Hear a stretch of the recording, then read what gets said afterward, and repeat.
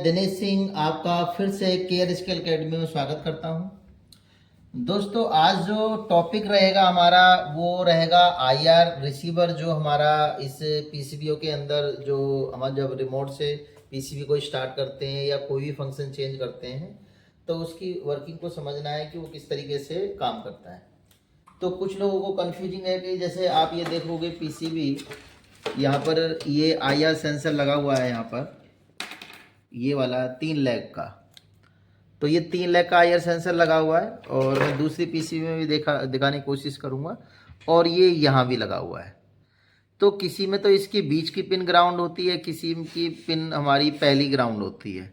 तो ऐसा क्यों होता है, तो इसी के लिए मैं आपको बताना चाहूँगा कि ये किस किस वजह से होता है, कि ये किस प्रकार से बने होते हैं।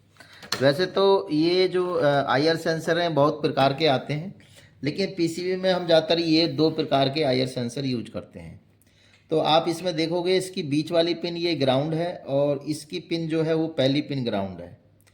तो इसमें होता क्या है कि इनकी जो आउट, इन और वीसीसी पिनें ये चेंज हो जाती हैं।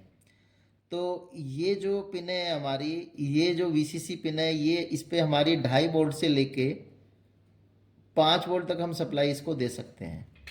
तो जब इसकी पिन को ग्राउंड करेंगे तो आउटपुट से जो वोल्टेज, जो हमारे जो फ्लेक्सीवेट होते हैं, वो वोल्टेज फ्लेक्सीवेट होते हैं और उसके हिसाब से एक डाटा बनता है जो बाइनरी कोड में होता है और जो मेन एमसीयू को जाता है बताने के लिए। तो इसीलिए ये हमारी आउट पिन बनती है।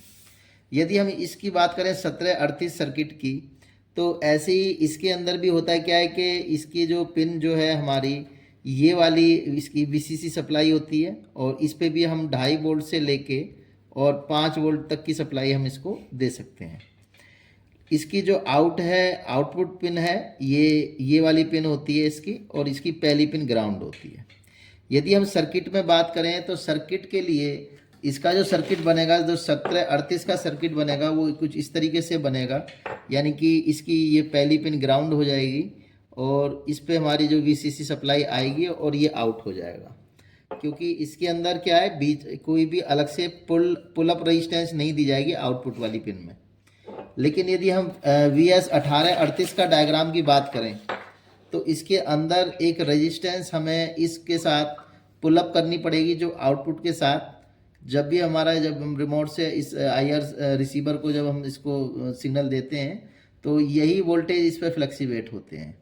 तो इन दोनों में सिर्फ फ़र्क यही है कि इसकी जो आउटपुट पिन है वो इसकी पहली पिन है, और यदि हम इस 1738 की बात करें तो इसकी आउटपुट की जो पिन है वो तीसरे नंबर की पिन है। तो ये अलग अलग तरीके से लगाए जाते हैं सर्किट के अंदर।